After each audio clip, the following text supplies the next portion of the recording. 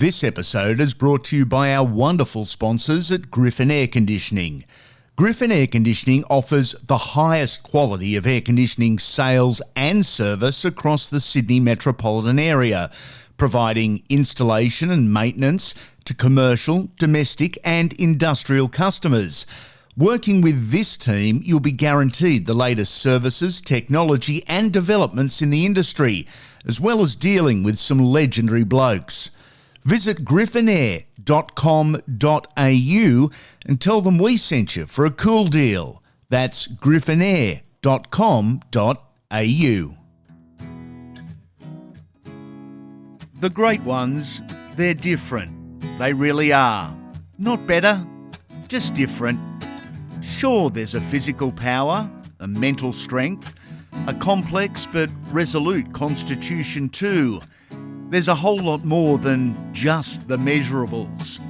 That's something else, that intangible. It separates us from them.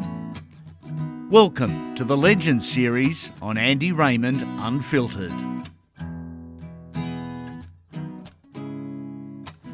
Like a movie showcasing stories of fulfilled dreams, this has a simple timeline. It says much about the man himself too, actually. But who is Adrian Vowels? Tough question, but Adrian Vowels is a very proud country boy. Growing up in the country towns of Cunnamulla and Charleville, grew up on a property, and 23,000 acre property, where learned some beautiful life lessons about hard work, about how life isn't easy, drought and all that sort of stuff. And I think what I learned, in that time as a kid, probably helped me for the rest of my life, and with footy, but just in life in general, and saw how hard my parents work. So, I'm just a proud country boy. Love going home to Charleville, where mum is now, and just love my country mates and just that time. But that's me. I'm a country boy. That's about it. Born in Cunnamulla, raised in Charleville, as you said. What are your first recollections of footy? Was it playing footy or was it watching footy? I remember going to one game, watching a game in Cunnamulla. Choppy Close was playing for Cunnamulla. Wow. In 79 or 78. So that was the very first game. I remember Dad telling me about this fella, Chris Close, and he scored a heap of tries, and they won the Wallal Cup, I think it was back then. They won it, and then Dad asked me, wanted to play footy, and I didn't want to play, just didn't interest me. And then when I was 8 going to 9, I said I wanted to play footy. I didn't tell Mum and Dad. I went down, and then had one game and played and made this break. I was fast as a kid, and got to the fullback, hurdled the fullback, and scored the try, and proud as punch. And then when I got off the field, Dad got up me because I'd hurdled the fullback and I could have broke my neck.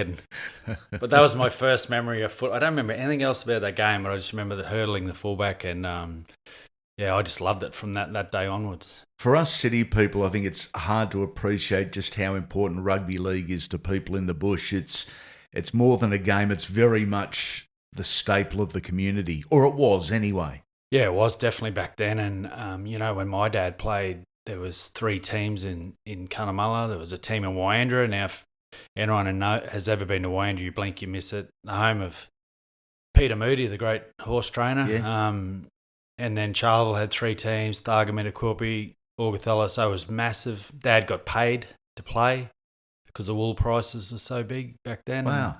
And, Bobby Banks was his coach at Warringah. He was one of the best 5'8" for Australia, and he played for Australia from out there as well. So it was good, and just the crowds you used to get as a young fella, and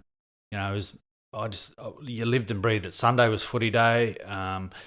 We used to listen to the footy games on the radio, or the wireless as we call it, and the ABC games where you Sydney and your Brisbane, and and all those players in the local area were my heroes, and all the players in the Brisbane Sydney comp were my heroes as well, and had all the posters and all that sort of stuff. For guys our vintage, and we've only just found out we're born a day apart, to try and explain to the youth of today that we only got to see one game on television a week, and that was on the ABC as we were growing up. Then Channel 9 and Channel 10 maybe played a game. It's almost impossible to imagine, isn't it? Oh, it's amazing. And we only had ABC.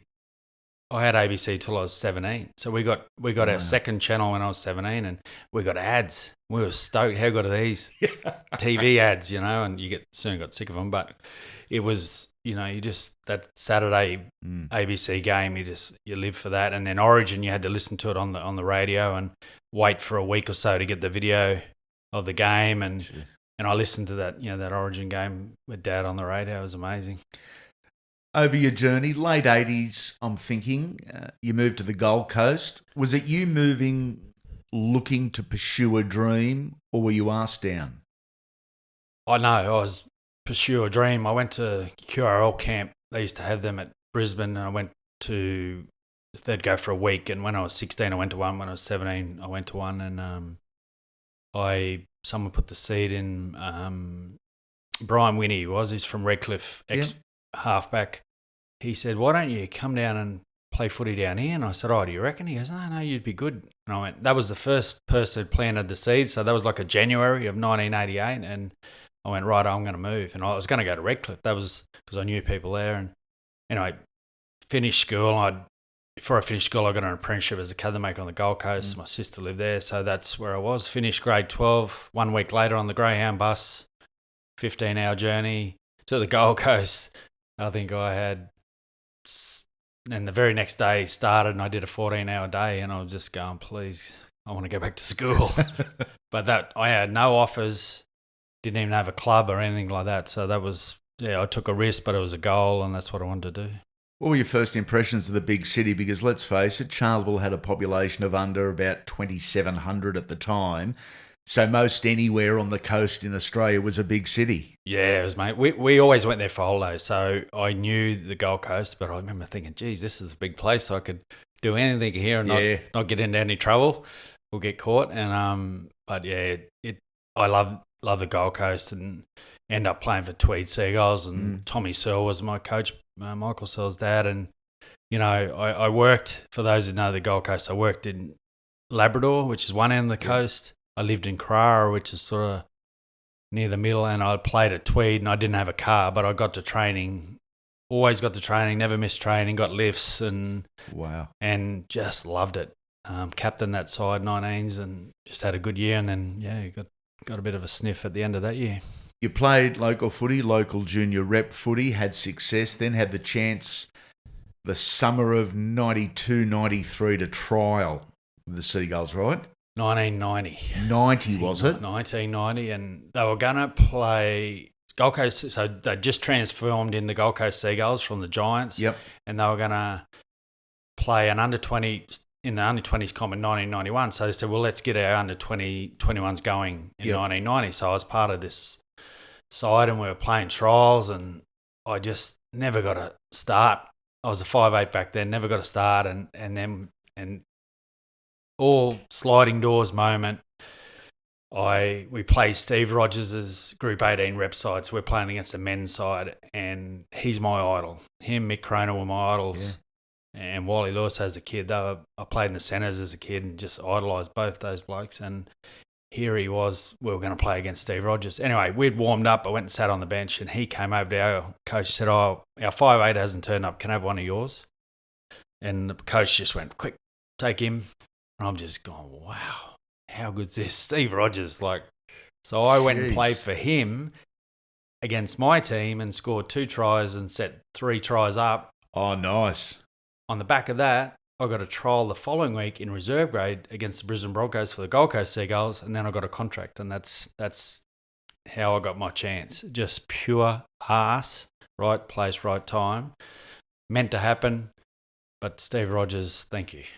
Meeting your idol doesn't happen to a lot of people. No, it was unbelievable, and he's such a nice fella as well. And I couldn't believe it when he asked me, and when I went, I'll happily play for you. Brilliant. You're listening to Andy Raymond Unfiltered, the Legends series. We have corporate and private sponsorship packages available. You set the terms. For further information on how you can become part of the team, go to the website andyraymondunfiltered.com.au and hit the sponsorship tab. Whilst the record books mightn't show it, there was actually a heap of young talent on the coast, just waiting for the right chance, wasn't there? You look back through the history books now, and it's littered with names. Oh, our 21 side in '92, if we had stayed as a team, would have won the comp, because it was myself, Jamie Goddard, Scott Sadler, Kevin Campion, Jeremy Slosh, Dave Bovang, Wayne Bartram played some games in that. Andrew Whittington, Lee Groves. There was 15 first graders plus 6 Origin players going forward that would have played for Queensland. So and Grant Bell was our coach, the inaugural Cowboys coach, and brilliant coach too. Wally Lewis was head coach of the footy side. You mentioned Steve Rogers. You've already bumped into him before first grade. Then Wally gives you your debut. That is amazing in itself. Yeah, well, when he came to the club in 91 he came, and he was playing first grade. And in those days you played reserve grade and then you sat on the bench. Yes. So between 1990 and 93, before I played first grade, I sat on the bench 20-odd times for first grade and never got on. In 92, Wally was captain coach, and I didn't think he liked me at the time. Never ever got a chance. And my first grade debut was actually that year against Great Britain.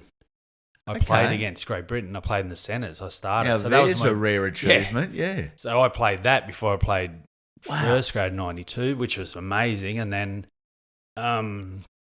92 gave me the chance and played against on the 2 East Challenge. So I marked Jared McCracken, which was. I was actually shitting myself because he's a big man and I'm going. But I had a really good game, and that sort of kick-started it then. What's your best Wally story? It seems most people have got one. Oh, always, which I've said to you before, is just when he drives a bus. Like I think we went even at the Gold Coast Seagulls. It was in this the old sevens. They used to have the World Sevens. Yeah, we were on the little, not a minibus, but the littler bus, the 12-seater, and he's revving it around, and then lets the clutch out, and it basically lifts the front wheels, does a wheelie, and then bunny hops down the street. But he was just amazing. That here I was being coached by a bloke that I idolised, that played in that first Origin, and he could have walked on water. I wouldn't have, well, that's how I thought he did. I thought he walked on water. Round 193, the side would have 3 future State of Origin players on the interchange. We've spoken about the depth. You were making your first grade debut, Campbelltown Sports Ground. What do you remember of the day, mate? Oh, it's a tough crowd there, and I couldn't believe it. They were baying for blood. They were abusing you when you're warming up, and I'm just going, shit, what's going on here? Like it was, just you couldn't wait to get on the field and get away from, because warming up was daunting. You didn't want to run too close to the fence where they were, because you were scared they were going to throw something at you. Just in case. Yeah, I just come off the bench, and it was brilliant, and I really enjoyed it and just wanted to, more and more of it. A lot of young fellas. There were a couple of older heads around the group. Brent Todd is a guy that comes to mind. Who were the ones that you looked to for leadership? Peter Gill was massive for me. I'd followed him, idolised him. I knew who he was, and I remember he gave me a pair of his St George shorts, which I've still got to this day, believe it or not. And he was such a good fella to all of us young fellas. Ray Herring was another one. Yeah. Absolute. He was brilliant. And, his advice, he always had good advice, about being level-headed and all that sort of stuff. He trained hard. He was a really good fella. And Jacko was good. Steve Jackson was good. But, probably Gilly and Ray Herring were brilliant for me. There's a name from the past, Ray Herring. We've done one of these Legends Series interviews with Scott Sadler. He said exactly the same thing. When I was at the Gold Coast, he said the whole team would look at Ray Herring and the professionalism and the way he carried himself as the standard bearer, and that's what we need to do to be first graders. Yeah, he was a good fellow. I remember, interesting, when I first come into grade, I'd be trying to win the sprints, and then I'd have some first graders saying, slow down, you dickhead, slow down, you're making us look bad. And then I'd slow down, and then I'd have another one saying, what are you doing? Stop bludgeoning, get up the front, So it was always, I think that was probably why as a club it didn't always go as what it should have done. Whereas, you probably had those other clubs, you just would have, it's all about competing, going far, fast as you can. And so, but, when we had Ronnie Gibbs and people like that yelling at you, made sure you did what he told you. Yeah, you do what you're told when blokes like that speak. We've heard for 30 years that the Gold Coast Club was a party club, great place to live, hard to concentrate on footy. How was it for you? There is plenty of mischief to get up to in a big city. Was it the party club? Nah, we had, don't get me wrong, some of my fondest memories are of that time. You talk with Campo and Sats and all that group, all our age group. But it was a fun time because we all got on so well. Yep. We were all good mates and we did go out and drink together, but we didn't drink during the week. We drank, after the games as everyone did. And, I just think it wasn't always coached and ran as well as it should be. And, something like one time we played and we stayed at a caravan park, it just wasn't that professionalism. But we had a great strength and conditioning coach called Rudy Meir, who was probably ahead of his time in what he was doing. But, if we'd have kept all of us younger fellas, and just made it more professional. Difficult times off the field for the Seagulls. There was coach upheaval, there was player unrest, office issues. As a business, it didn't appear stable. The club lost a lot of young players, and they were the players that were genuinely rostered and predicted to be the future of the club. But you couldn't retain them because off-field was a mess. Yeah, it was. And then they tended to offer the ones who came through less money, as well, and pay an absolute fortune for the likes of Brent Todd. And, rightly so, they won premierships and that, but probably didn't. I don't think Toddy put back into what he got paid, and I think that was, they could have just looked after their juniors a little bit more. I know that's a story of many clubs, but looked after the juniors, do as what you can to coach. And if that had someone, I reckon, like Grant Bell as the coach, I think it would have gone places. John Harvey took over from Wally Lewis's coach. What do you remember of Harves? Tough. Yeah. Good man, Harves, really. He was the A-grade coach at Tweed Seagulls when I first arrived, and they won the premiership. Yep. And I just remember him headbutting the hell out of these other front rowers in that Gold Coast comp. But just a tough man, and very old school. Water makes you weak and all that sort of stuff. But we were fit. We were mentally tough. Probably skill-wise, probably could have learned a little bit more. But he was good. He brought us all together, and then you brought in the likes of Tugger Coleman, who got us around the field. He was good as well on the field, and what he brought and that experience that he brought. And we won a few games that year. Beat drew Penrith the first game. Yes. Beat the Bronx. How big was that, beating the Broncos? Because it was genuinely big brother, little brother at the time.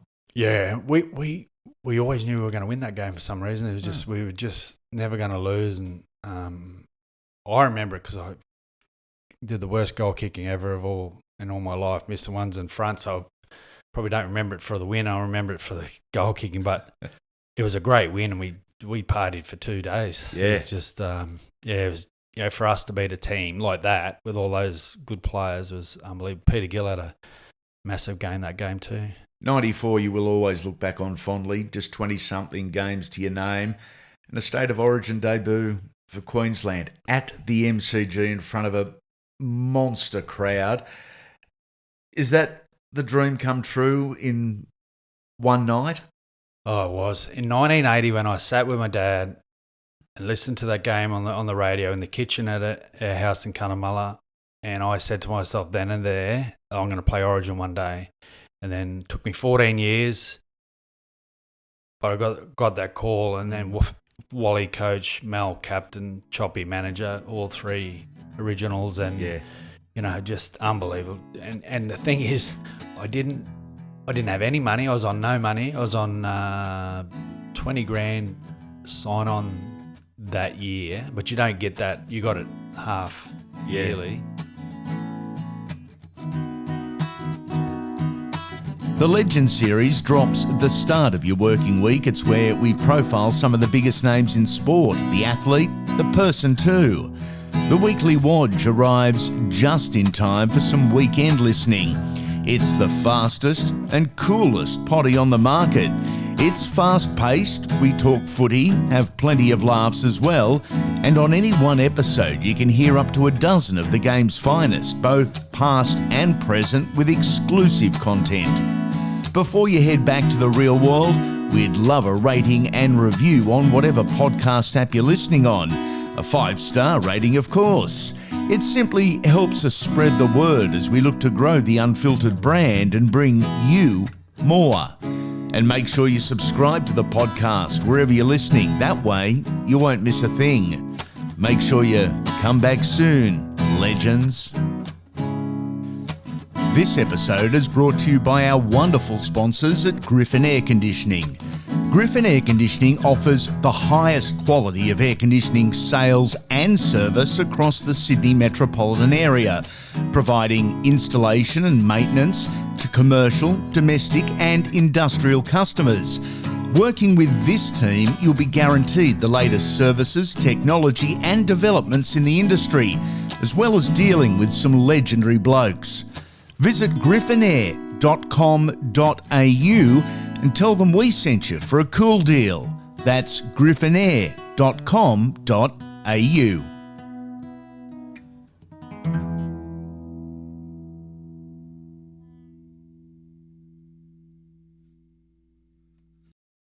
This episode is brought to you by our wonderful sponsors, Galaxy Finance.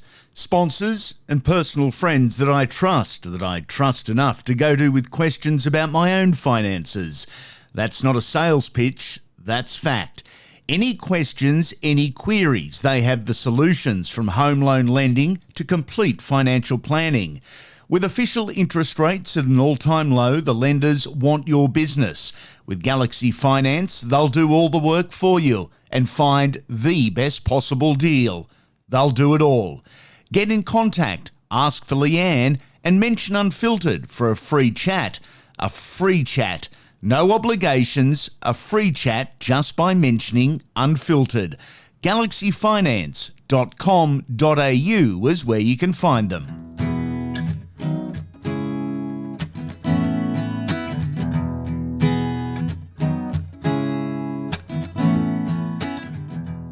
Welcome back to Andy Raymond Unfiltered, the Legends series, the Adrian Vowels story. We continue. The year I played first grade, I was on no sign-on. Anything I earned that year was my sign-on for the next year. So I asked the club, can you give me some money to pay for mum and dad to fly to Melbourne? And they couldn't give me any money. No. So I couldn't even, and I didn't have any money. And I couldn't get them to the game, which is I was a bit devastated about. But they couldn't give me any money to do that. So I didn't have anyone at the game in Melbourne, which is a long way away in those days, but it was amazing, and just to pull that jersey on and know that, Gordy made his debut that game as well. Just to know that we were going to pull that jersey on was just unbelievable. You're on standby early in the week, weren't you? I was late. Was it late? So I got Donny Ferner lets me know Friday. He said, I think you're going to be on standby if there's someone injured. I went, and then didn't want to build my hopes up, but didn't sleep too well. And then I bet the Ross Livermore rings me Saturday morning. So mate, Steve Renouf's got to do a fitness test. Mate, you're on standby, and I'm just as I've said before, just please fail. Death riding. Come on, you can do it. Yeah. And then 20, 30 minutes later, he rings and says you're in, and it's like, and then your journey. I guess you go through your journey that got you there, and for me, it was everything that mum and dad had done for me. I bet. All the when you're in the bush and you're middle of nowhere, you got to do a lot of travelling as a kid, and they were the taxi, and it was just that phone call was just brilliant. Is it an intimidating environment walking into State of Origin camp for the first time? Yeah, I was shitting myself, and I've just gone, I don't belong here. Really? Because I'm Alfie, Gilmester, Walters, Mal, Gary Larson, all these players. But then, the likes of Mick Hancock, and they took me under their wing, and they were Alfie was brilliant. And just made me feel welcome. Choppy as well, who I obviously knew, and Wally, they were great. So, it was brilliant. Actually, the year before, 93, when I got Player of the Year, and Yes. I said to Wally when I got the trophy, I said, I'll see you next year. And he goes, no, we've got a trip away first. And I said, no, I'll see you in Origin next year. And that was my comment to him, so came true. Representative groups are very insular, but they're inclusive. And a new guy into a state of origin setup, whether it's New South Wales or Queensland, is welcomed like the long-lost brother more times than not, isn't he? Yeah, it was so good. I just couldn't believe it. I was so nervous. On the trip there, I was in my little 3-cylinder Daihatsu Charade with a dodgy clutch. Didn't even have the money to get the clutch fixed, and rocked up there and just couldn't believe it. Went and bought a new, before I got there, new pair of joggers and all this, and then got there and they gave me a new pair of joggers. I was I didn't really have the money to buy the joggers, but it was just, I think I got 1,500 for the game, and by the time tax, and they took out tickets, which I didn't even have. And then I got 600-700, but as I've said many, many times, I would have played for nothing. Yeah, I would have paid them. 87,000 people at the MCG that night. That alone, I would imagine, is a career highlight that you will remember fondly until the day we put you away. Yeah, it was unbelievable. Like, they just, when we first went out, there was hardly anyone there. And then they just came in droves, and it was loud. They didn't all know about rugby league, obviously, but it was such a good atmosphere, and that ground is so iconic, and the history, you can just smell it, and it's massive. Around 94, rumblings of a Super League started. No one really knew 100% what it was, but it sounded exciting. It sounded great for the players. 95, it would erupt off the field.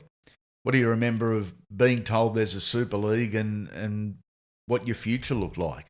Well, we played Canberra Raiders in Townsville and at the Cowboys, and Grant Bell rang me and said, mate, you got to go to the casino. Super League want to talk to you. So I was one of the first went into this room, and mate's there, and if you sign here now, there's a check. Here's your contract. And I tried to ring my manager. I couldn't get hold of him. I'm going, oh, my God. What do I do? What do I do? Yeah. I haven't seen this much money. And then I signed, and then I didn't know what anyone else was doing. And then majority had signed it, as it turns out, and it was just ridiculous. Like, it was unbelievable. And then later on, the QRL rang my manager and to suss me out for the Fatties Origin side. Yep. And he said, he signed Super League. And I always have that regret. I wish I'd have played in that side. And the 95 side? Yeah, the 95, it would have been just brilliant. But, but it wasn't to be. Like, that's, at the end of the day, I liked some of the stuff that they said they were going to do. The money, obviously. Hadn't seen that sort of money before. And but it was interesting how they do it. They're jumping through windows. Yeah. And it could have been done a whole lot better, and things could have been worked out. And at the end of the day, it is what it is, and players probably got paid what they deserve to be paid. I look back on it now, and it's 26 years ago. We're talking about right idea, wrong execution that damaged the game. Yeah, 100%. There's people now still fight over it, you know, and and it just, it could have been in so much better. And I guess when you've got egos involved and at high levels, it's very hard to do that. But, you look at things, how much money was coming into the game through Origin, and, the money was there. They could have just worked it all out. And, I always look back at that, Andy, and go, well, if you'd have kept Perth and you had kept Adelaide, man, there would be only one AFL team in both those towns, and both those teams would be thriving. Yeah, you look at the Reds, the Rams, there was the Crushers, there were the Warriors, and there were the Cowboys all in around this time, and you headed back to Townsville. Was it a natural fit for the boy from the bush? Yeah, well, funnily, I got offers from nearly nearly every club I bet. to go. And I was like, I was scared of living in Sydney, being a country boy. I would have probably loved to have gone to Newcastle or Illawarra.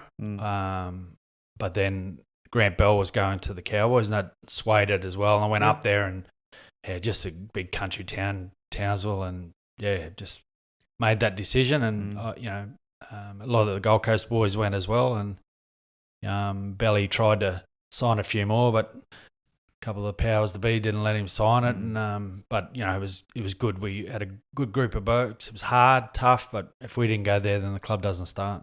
The Grant Bell story is a bizarre one, isn't it? He's a good coach, Belly. He's one of the best coaches, and he didn't get on with Marty Bella, and struggled to handle Marty, and that hurt him. Yeah. And then he had a run in with, I think, one of the directors didn't help as well. But if Belly had stayed there and Belly had been the coach in '96, it would have just gone from strength to strength. They scoured players from across the compass. You were one of them. You started game one at centre, which is wonderful to have on your resume, but you look back with different memories of game one for the Cowboys. Ah, shit, man. I felt so good before that game. I was like, I'm going to have the biggest game here, and it just felt amazing. The crowd, when you walked in, it was a party atmosphere. Yeah. We bloody laid turf that week. All the players laid turf around the oval because they had to. Graham Bell said, boys, we're not trained today. We've got to go and lay turf. If we don't get this turf laid, the ground's not going to be ready for the weekend. So all the players, reserve grade and first grade, laid the turf around the hills of the stadium. So Turned into landscapers for the day. We did, and you wouldn't get NRL players doing that today, but that's what we did. And so we played a massive part in that stadium opening, and then it rained on the first night, and half of the turf slid down anyway, but it was just to walk in. There was bands playing. I think Lee Kernigan was there. And, and then got sent off very, very early. Matt Ryan, I was going to absolutely drill him, and he sort of came down a bit, and I've come up a bit and hit him, my shoulder hit. I didn't hit him with an arm. Shoulder hit him on the cheekbone. And Tim Mander was the quickest send-off in history of. I didn't even finish the tackle, and his arm was in the air pointing me to the dressing room. I'm just going, what? I've never been sin bin before then, so I didn't even know where to go, and I was absolutely gutted. And then at the judiciary, I had a good case because how my tackling style, and anyway, I walked out and they left the microphones on, so all the media could hear him, and they're going, we'll just give him a week, hey? And they go, yeah. And Greg McCallums ran back in there and said, you have to turn the microphones off. They can hear you. And then by the time I got back in there, I got 2 weeks. How does that work? Oh, no, but, I deserved it. So, I was disappointed, but once I came back, I played the rest. I never missed a game. I'm sensing you still remember walking off. What were your thoughts? I didn't know where I was supposed. Went to the bench. They said, "No, you got to go to the dressing room." And then I was just going. And then the crowd were booing the ref, and I was gutted, absolutely gutted, and went and sat in the dressing room, just gutted. Just I've let me down, teammates down. First game, sent off. Anyway, I'll be remembered forever. Cracking story. You also captained the club, mate. A huge honour for a new club.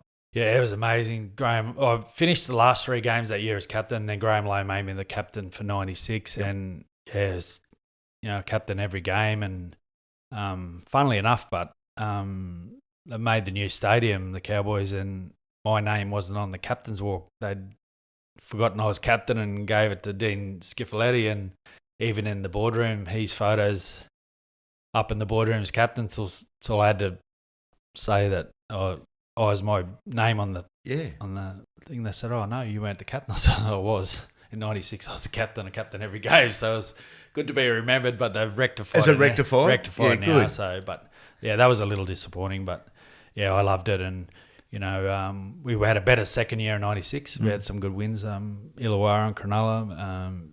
The very first win was against. Oh, that was the first year. The very first win was against Illawarra. Sorry, and. Cronulla and Newcastle, which we had some really good wins in '96.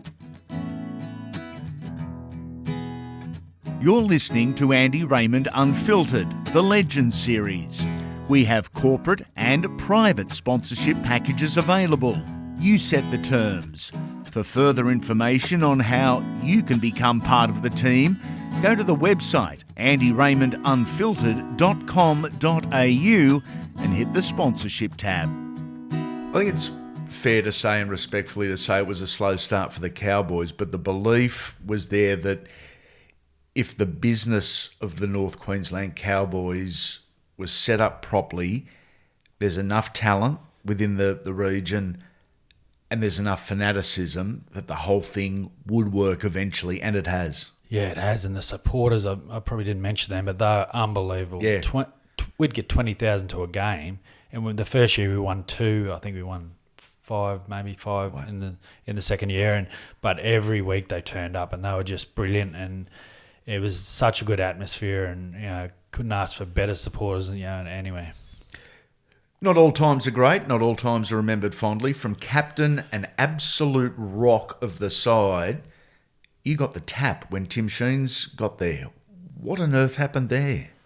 Well, I was just gutted because I'd played half the year at lock, and then had a torn groin, which I played through. So didn't miss a game. Then the Super League had the name a 25-man squad, I think. Yep. Anyway, Tim's named it. This is like mid-November, I think.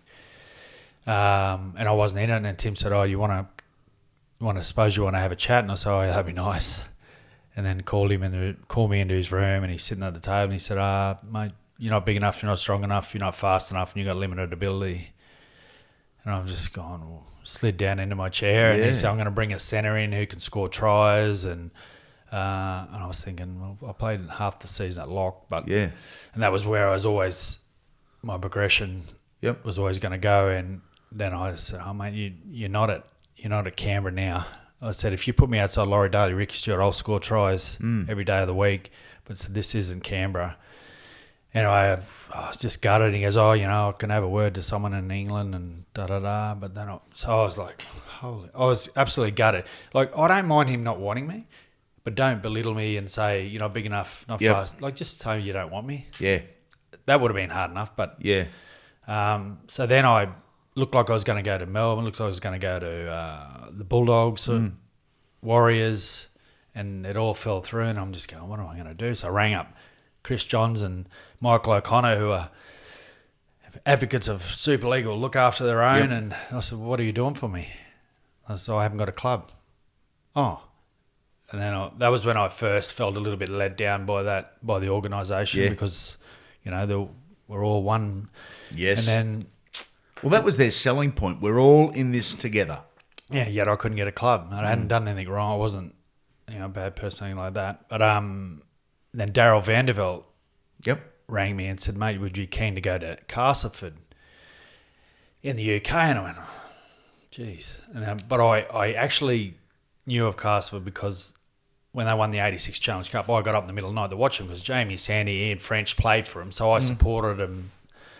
And then, I said, I'll go for a year and then come back. And then that's where I ended up. I went from the summer of Australia to the winter of the north of England and freezing cold, and Lee Crooks and the likes. John Joyner was the coach. Gary Stevens, the ex-Manly Premiership winning, he was assistant coach. It was certainly a distinct change in weather and conditions, but they made me feel welcome. That's a life adjustment because Charleville is nothing like Castleford. From Charleville to Castleford, and it was so hot in Australia to freezing. I remember the second session I was there, it was a night session, and this young fella hit me right in the nose with it was supposed to be a face ball. Well, it was a face ball right Literally. in the nose. Yeah. Oh, I wanted to punch him because it hurt that much, and because I just couldn't get over. You had to rug up. And weren't allowed to wear gloves, but it was. And then we lost 11 games straight, and I was copping it deluxe, left, right, and centre. So I was just going, "What am I doing here?" So that was tough. Tough adjustment, life adjustment. Everything was tough. I'm just going, I'm trying my hardest. Yep. We're losing. I'm getting the blame. And I'm just going, what am I doing here? I had my good mate Bundy Rum after a game. Yeah. Someone had sent a bottle over, and that was what I was doing. Going, what am I doing here? You know, like is it that bad that I've Yep. you know? Then they replaced John Joyner, who's a really good fella, and then Stuart Raber came in and probably turned the club around, went back to basics, good coach, and then we sort of escaped relegation, and then by the end of the year they loved me, which was good. What was the turnaround? When did you feel comfortable? When did you feel happy? Was it more than just a different coach? Oh, it's a bit of everything. We had the World Club Challenge, if you remember then. Yeah. So we came over to Australia, and Stuart just used that as a bonding trip. Oh, we had a fair drink. We played the Hunter Mariners in Perth, and we had some good drinks, but it actually saved our season because we came back and played some good footy. Yep. And I then started going to the Monday Night Supporters Club, and a bloke called Mick Morgan, if anyone's heard of Mick Morgan, he's the legendary commentator over there who, if you go on YouTube, he would run this Monday Night Supporters Club where they'd show the game of the weekend, play bingo, have a beer. So I started going to that. I was the only player who went, and I got to know the true supporters, and they said, look, we don't hate you. That's just the so-called supporters. Yeah. We think you're putting in the effort in. And so I got to know them. I got to know more about the culture, the history. So then I became more close to the club. By this stage, you really bought into it. Yeah. So then we started winning some games, and then I played.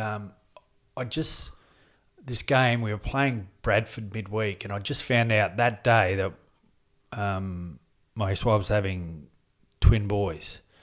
So I went out and played Bradford and scored 2 tries and had a blind, and then we went 3 days later, went to Paris and played Paris Saint-Germain. I got man of the match in that game, and then it just changed. And then I just, by then, I was playing with confidence then. And by the end of the year, we escaped relegation with a couple of games to go, which is massive. And then each year got better and better.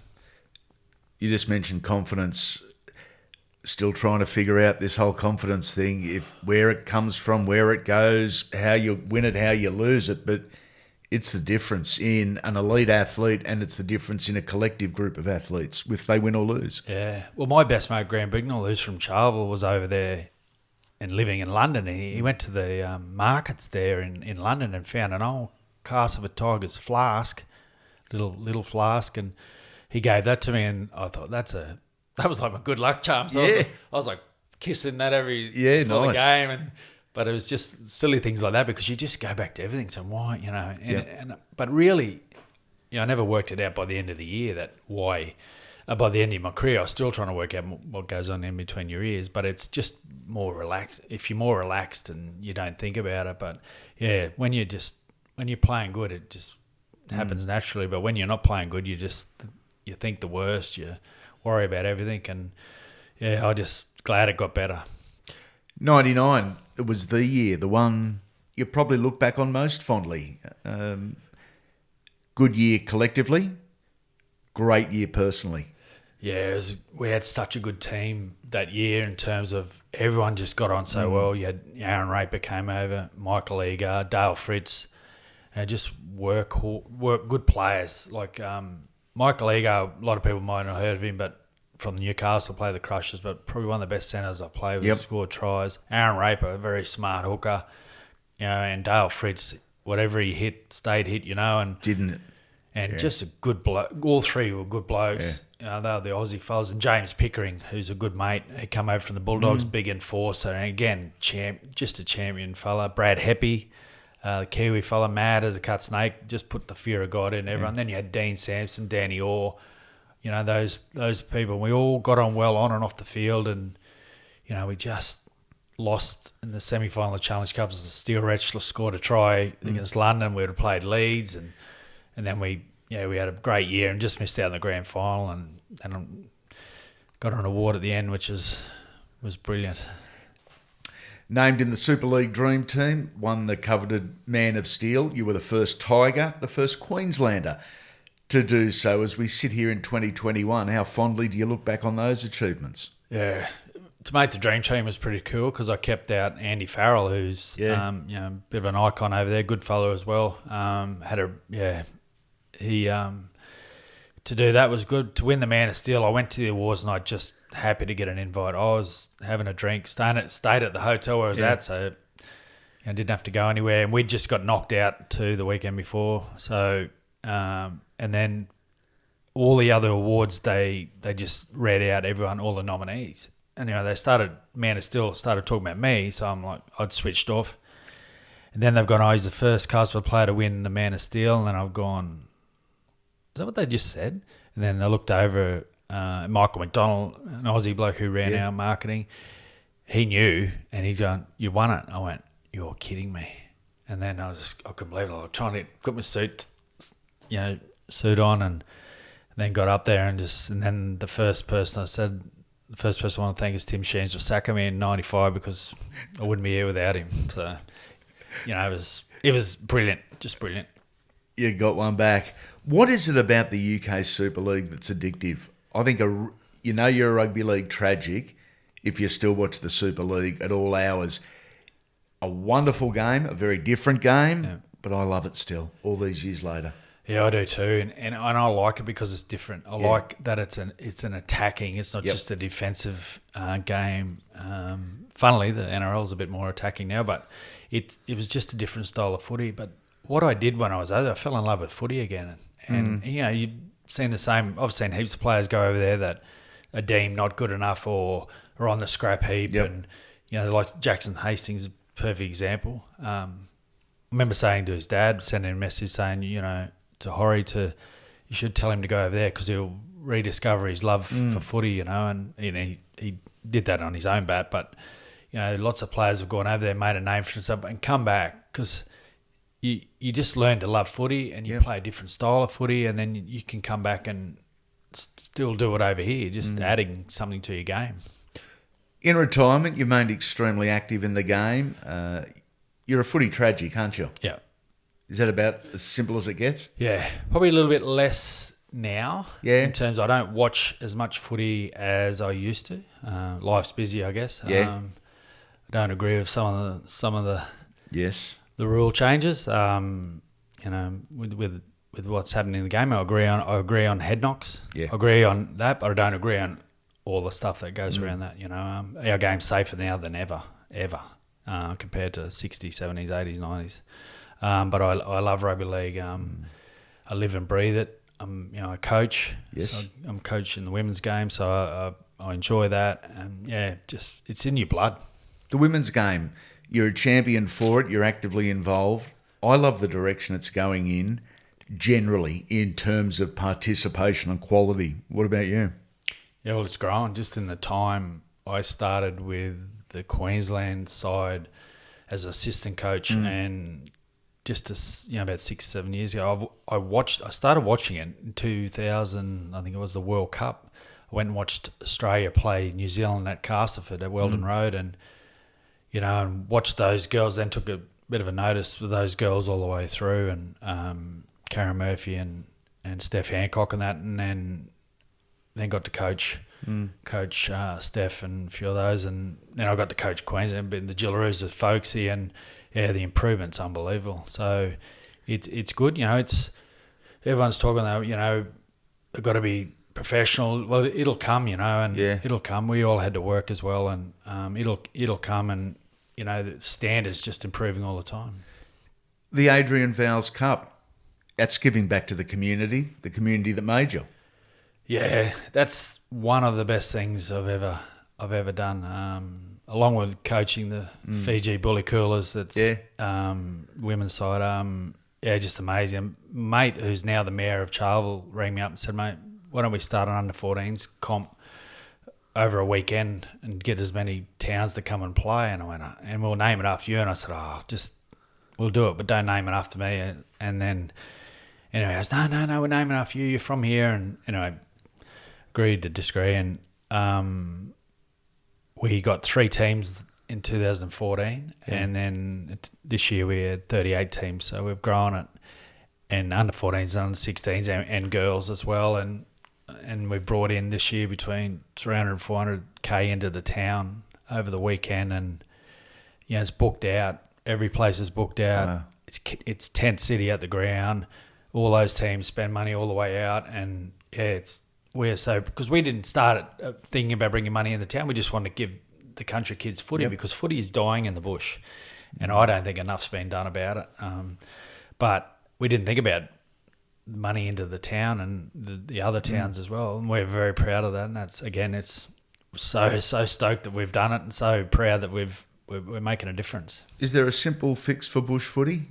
No, but there does need to be people need to get in a room, and the people at the top need to, there's so many footballers have come from the bush. Yeah. You can't just let it die. If two blokes can run a carnival that brings 38 teams and we work, why can't the people who are paid do more to it's not easy. It's not easy. I don't have all the answers either, but you got, everyone's got to be accountable. Parents, coaches, administrators, but they've got to it's not just throwing money at it. They've got to come up with the answers, but ask the people who are out there. Don't make the decisions at the top and from the city office. From the city office when you've never been to the town, So, what are you up to work-wise, mate?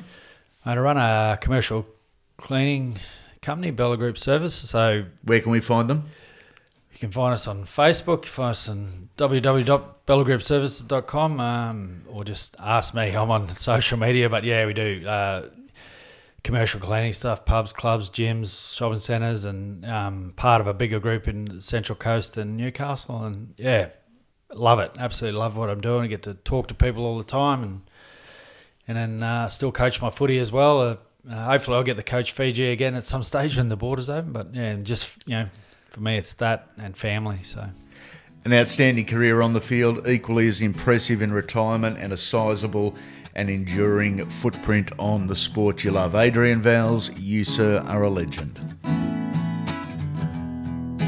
The Legend series drops at the start of your working week. It's where we profile some of the biggest names in sport, the athlete, the person too.